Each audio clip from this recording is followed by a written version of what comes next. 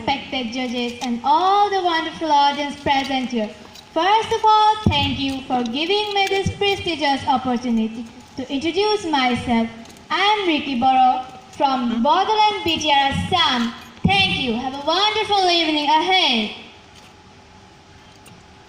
Thank you, contestant number 8.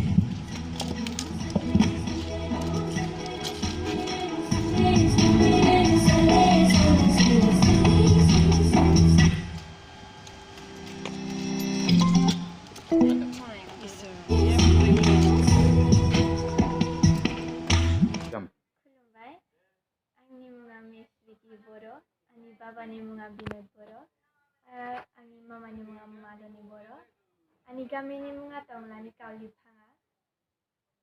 Daya Unada Academy class 8 of फरायगासिनो दङ। नोंनि हबिया मा? आंनि हबिया dancing आरो drawing।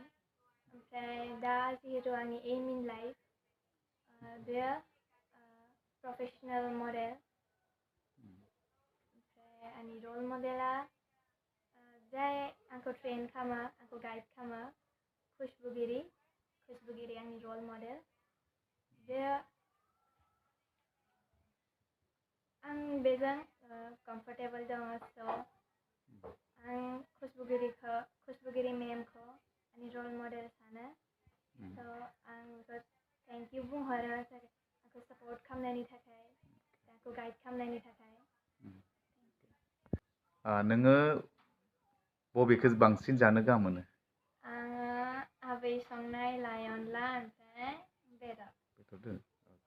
बेनिफ्राय नोङो दायो डान्सिंआव बबेखौ बर'नि बबे मोसानायखौ बांसिन मोजां मोनो नोङो? आं खेराइखौ मोजां मोनो। खेराइनि गेजेरावनो गोबां बाहागो दोङो। अके। डान्सिंआव बबे बांसिन मोजां मोनो नोङो? आं बांसिन बागुरुम्बाखौ मोसानो मोजां मोनो। अके। नोङो इयुनाव मा जानो सिमां दं नोंहा? आं इयुनाव गोदोर श'आव थांनो गोसो दं, ओमफ्राय सक्सेसफुल मडेल जानो गोसो दं, ओमफ्राय सासे मोजां ग्रुमार जानाय थांखि दङ। बर' एक्ट्रेस जानो सानो, खिन्थु मा जागोन बेखौ मिथिला। अके। नों बबेयाव गिबियै फेशन श' खालामनो?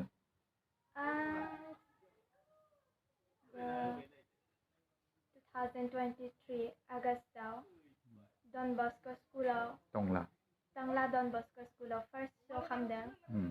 बे श'नि मुङा जाबाय mister and miss freestyle. Season 2 आव आं फार्स्ट श' खालामदों।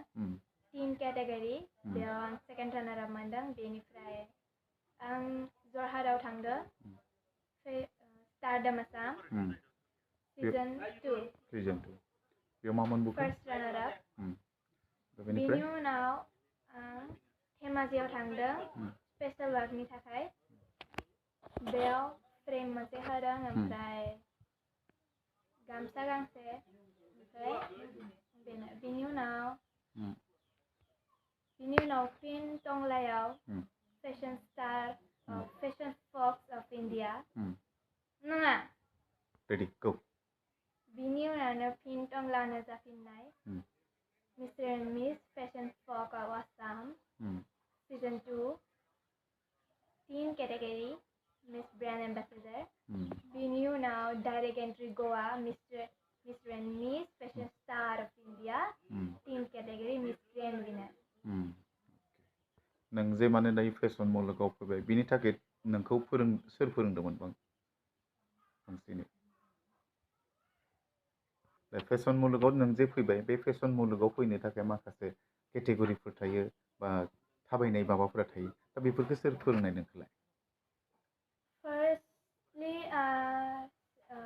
जाजेननायावथ' आं हारसिंनो प्रेक्टिस खालामोमोन भिडिअस नायनानै। बिनि उनाव आं फार्स्ट श' खालामदों। बिनि उनाव आं खुशबुगिरि मेमखौ लोगो मोनदों। बिनि उनाव आं खुशबुगिरि मेमजों क्लास लायो, आंखौ मोजां गाइड खालामो। बे फोरोङो पस्ट बोरै खालामनांगौ, पस्ट खैथा दं, मडेल्स खैथा दं, रेम खैथा दं। बेनि उनाव जि बुस्थु मडेलिंआव इम्परटेन्ट बेफोरखौ फोरोंदों। स' आं इयुनावबो खुसबुगिरि मेमजोंनो सोलोंजाबाय थागोन होनना सानदों। दा नोङो जे गवायाव जे माने दायो 3 ग्रेन्ड विनारखौ जे मोनबाय दा बेयाव माबायदि मोनदों नोंनि गोसोआ बोरै नांखो? आं गवायाव थांनानै जोबोद मोजां मोनदों। जायगाफोराबो मोजाङानो, ओमफ्राय श' खालामनानै ओमफ्राय ग्रेन्ड विनार मोननानै जोबोद मोजां नांदों। ओमफ्राय बेयाव मोनसे गिदिर क्राउन होदों, बिनि उनाव स्लेज, बिनि उनाव ट्रलि मोनसे, बुके, बिनि उनाव फ्रेम। बेखौ मोननानै गोसोआ बोरै नांखो? जोबोद मोजां नांदों। दा बेनिफ्राय नोंजों सोर सोर थांफानाय? आंजों मामा थांदों, ओमफ्राय लोगो थांदों, लोगोनि बिमा, ओमफ्राय आन्टि सानै दंमोन मिसेसनि, ओमफ्राय खुसबुगिरि मेम थांदों, ओमफ्राय फट'ग्राफार सासे थांफादों, ओमफ्राय रिम्पिबा थांदों। लोगो दा नोङो माब्ला जानाय बे? बेयो 3 नभेम्बराव जानाय 2023। फार्स्ट आंनि जार्निया स्टार्ट जादों ग्रुमिंनिफ्राय। ग्रुमिं मेन्टर्सफोरा मानस मयुर गगৈ सार एन्ड खुसबुगिरि मेम। बिसोरो खुसबुगिरि मेमा गाइड खालामदों miss and Mrs category and मानस मयुर सारा किड्स एन्ड टिन्स केटेगरिखौ गाइड खालामदों। नोंजों साबेसे माने गथ'फोरा बे 3 बाहागोआव बाहागो लादोंमोन? आंजों 3 बाहागो साबेसे? आंजों 3 केटेगरियाव गासै 37 प्लास दंमोन। फार्स्टआव गिनाय नांदोंमोन एसे, मोनगोन ना मोना बिदि जादोंमोन आरो एसे। ओमफ्राय बिनि उनाव टप 5 सेलेक्ट खालामबाय, बिनि उनाव टप 3, बिनि उनाव आं मिस टीम ग्रेन्ड विनार मोनदों। आं जोबोद गोजोननाय मोनदों। बे जे माने फेशन मुलुगाव जे नों जे बादायबाय गवानि बबे जायगायाव जादोंमोन? फेशन स्टार अफ इन्डिया बे बबे गवानि बे श'आ बागा बीचनि सान सिटी रेजर्टआव खुंनाय जादों। ओमफ्राय अब्ला नोङो जेब्ला बेयाव बाहागो लाबाय अब्ला बै जिखिनि केटअक खालामनो गोनां जायो अब्ला बे समावथ' गोबां गिदिर गिदिर मानसिफ्राथ' थायो नङा होमबा? दा थायोब्ला नोंनि गोसोआ माबायदि नांदों बे समाव? स्टेजाव गाखोनाय लोगो लोगोनो गिनाय नाङो, बाट कनफिडेन्ट मेन।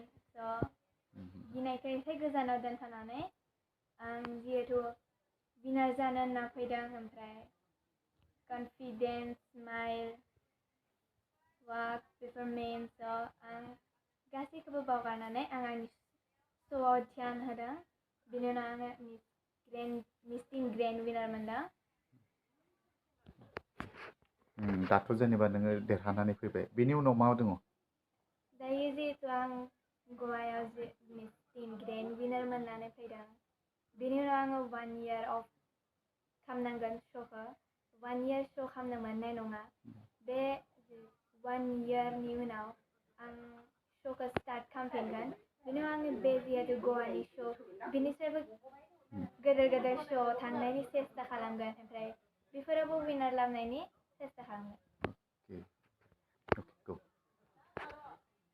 स' बेखायनो आं सानो जे रायजो राजाफोरा आरो आंनि पेरेन्टसफोर, लोगोफोर, आबै आबौमोन गासैबो आंखौ सापर्ट होयो आरो बोर होयो, थुलुंगा होयो जे आं बिनिफ्रायबो गेदेर श'आव थांनो हायो, बिनिफ्राय गोजौ थाखोआव मोनहैयो।